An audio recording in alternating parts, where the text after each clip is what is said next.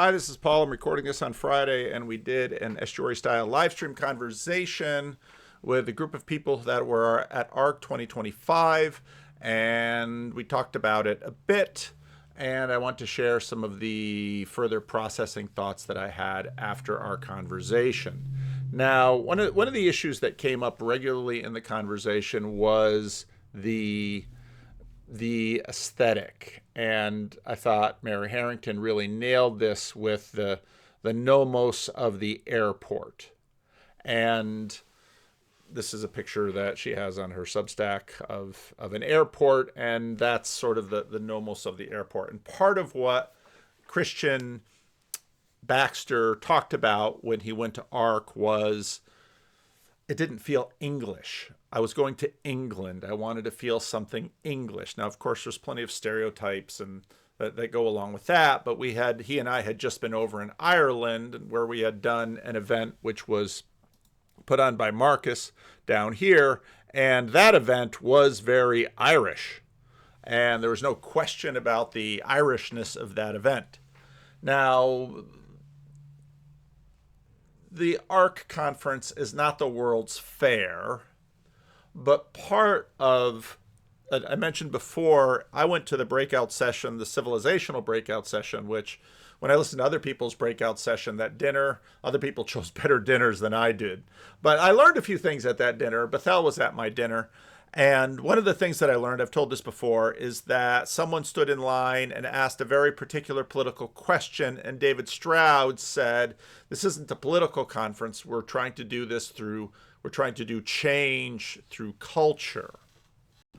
Now, one of the things we received at ARC was a book. And in that book on the back, it had a save the date, ARC 2026, the 23rd to the 25th of June. And I had a quote from Margaret Mead, which I thought was super interesting. Never doubt that a small group of thoughtful, committed individuals can change the world. In fact, it's the only thing that ever has. And I think that's a true quote. Now, part of what makes that quote so interesting is that it's from Margaret Mead. And you might say, well, who is Margaret Mead? I don't know a lot about Margaret Mead, but most of what I know about Margaret Mead I've learned in this book, Tripping on Utopia by Benjamin Breen. Margaret Mead, The Cold War and the Troubled Birth of Psychedelic Science. And it's a really interesting book. And Margaret Mead is a truly interesting person.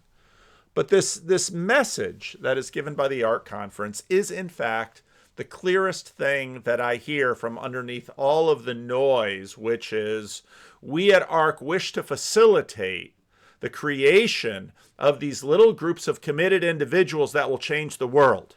Now, ARC has wanted to step up from 1,500 to 4,000 people, which I think was probably a mistake. But I understand what they are trying to do because they seem to gain more attention and have more relevance and more clout in the world if they can gather 4,000 people instead of just 1,500. But if in fact they want to be a network of these committed individual groups that can change the world, well, you might want to think about that. One of the real questions, however, is this question of the nomos of the airport. And we talked about that in our live stream. And I mentioned what we're really dealing with is pluralism, multiculturalism, and sort of the culture that has no culture. And that's kind of what an airport is. Now, rumor has it that the ARC wants to really lean into the arts because, well, if you're going to affect cultural change, the arts are one of the key elements that you really need to do it. But one of the interesting things about the nomos of the airport is that you always watch airports wrestling with this question of art. Maybe I can find a picture of it. In one of the terminals in the Sacramento International Airport, they have a giant rabbit. And I like this rabbit. It's the newer of the two terminals, and it's an enormous terminal, and you have this enormous rabbit taking a dive. And there are a variety of other, that's maybe a better picture of this enormous rabbit. And actually, the Sacramento International Airport is a really lovely airport, and I think they've managed to. You can see it is beautiful. And James Orr, in that one conversation at ARC, talked about the St. Pancras terminal. And one of the things that I noticed the times that I have been in London, because I take the trains and the subways all around, is the beauty of those terminals. Now it's sort of a Victorian beauty, and they're trying to do different things with it. So the nomos of the airport doesn't have to be a non-beautiful space. I think in the Sacramento airport they've actually done that quite well. But part of what they struggle with is it's got to be both every place and no place at once. Because here's the difficulty, and I'm not going to really lean into ARC and blame them strongly for this, because this is a problem that humanity has been dealing with forever, because you're trying to connect the many and the one. You're trying to connect heaven and earth, and you're trying to connect, Plato and Aristotle. It's all of these issues that come together, and those issues are really the issues that are beneath the questions of pluralism and multiculturalism, and how to network all of these little groups of individuals and feed them so that they can change the world. It's not terribly different from, let's say, the estuary challenge that I wrestle with. Now, as I was having our little conversation today, one of the things that occurred to me was one thing that they could probably stand to learn from is Burning Man. Ups mentioned that the World Economic Forum started in the 1970s and has been going ever since. That's a really interesting thing, because the longer something goes, the more chance it has, in fact, to make meaningful change in the world.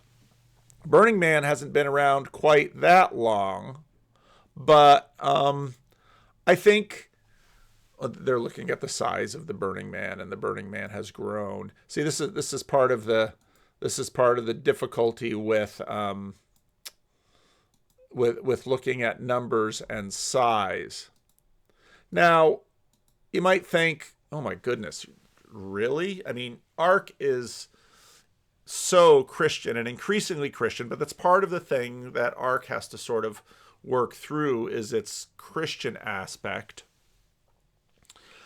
But a big part of what ARC has to work through is the cultural aspect. And I think the truth is that the nomos of the airport just really isn't going to cut it, unless, as with just about every other airport, you're going to have to figure out how to relate airport to culture and figure out that transaction, plus the fact that I think it's a good idea to, on a regular basis, draw sort of your whole network into one place for a meeting. Now, ARC is talking about having distributed groups around the world, and I think that is a key thing.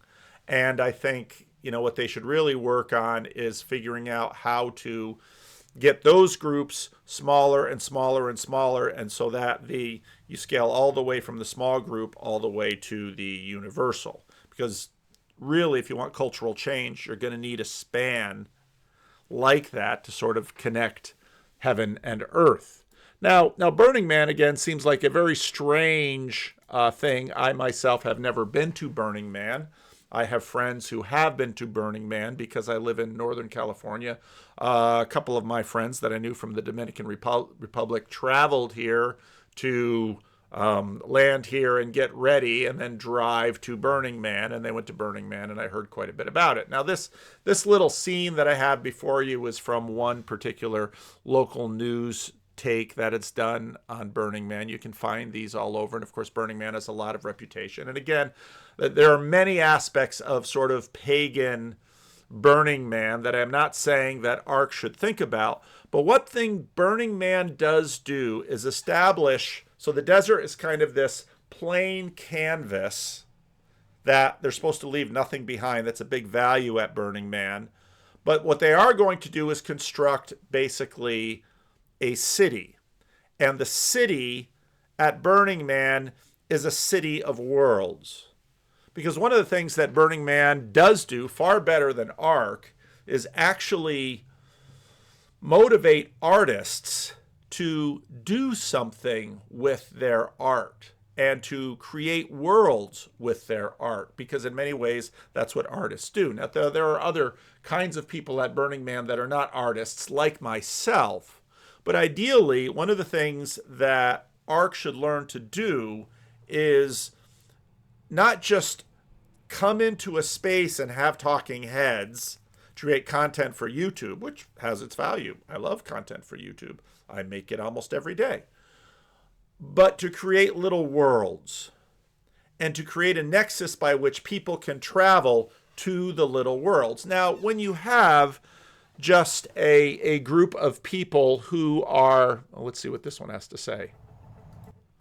So, I mean, Burning Man, the event becomes a city, and it's very religious, it's very pagan, but it's so they start with the desert. They have their own little vehicles. They try to be very inclusive as possible, and you have all of these cities that come up in Burning Man, and then they come up and they go away. And that's not a bad thing, because every time, let's say you have a mixer, even at an estuary meeting where people are just coming together, once people start telling stories and sharing their story, even at a little estuary small group, they are sharing worlds. And the way human beings work with their worlds is that they blend in with each other. Every marriage, for example, is a marriage of two worlds. Two different people come from two different households. They leave their father and mother and they cleave to their spouse, and the two become one flesh and one world. And then that world will then birth more children, and then they will go out. And so basically what you have is this working between worlds. And this is something that Ark can learn from. Because for the most part, again, Ark is sort of using one carrier, usually homiletics, rhetoric, to try to communicate their worlds. Now, sometimes they have video and sometimes they have a little bit of music, but what you don't want is for everyone to basically say they've been to a Holiday Inn and they've been to the airport. That's what you don't want. What you want is for people to come away potentially with relationships and with memories and with something that the tiny little groups of world changers, there it is. The tiny little groups of world changers can do their world changing and world creating and go from there. So in some of Christian Baxter's videos, I've expressed some ideas about using other technologies to do this. But if you would sort of say, okay, so you've got this big warehouse space, and as Ups nicely pointed out, the same people that own the Excel Center, they're globalists. And you're basically trying to defeat globalism, but your whole aesthetic is globalist. What's with that? It isn't going to work. So you can use the big warehouse, but what you're going to want to do is set up little worlds within it. So maybe there'll be a little symbolic world, and maybe there'll be an estuary world, and maybe there'll be a speak life world, and maybe there'll be, now the thing is, at Ark, there are many people representing many different worlds. And what you want to do, one way or another, is create a system, create a space where these worlds, where people can travel between these worlds and not just listen to a sales pitch or an elevator pitch or see a picture, but you want them to enter into that world a little bit to see what they can take from that world to bring back to their own world, and to cross between the worlds and to start to put the worlds together. And Burning Man does that. Now, again, there's a lot at Burning Man you're not going to want to replicate. But the idea that Burning Man has, and I would say Burning Man is able to create culture and certainly able to support artists. I think it's something that the people who are thinking about ARC should think quite a bit more about. So, sounds crazy, but when you listen to me, you get a lot of crazy. So, leave a comment.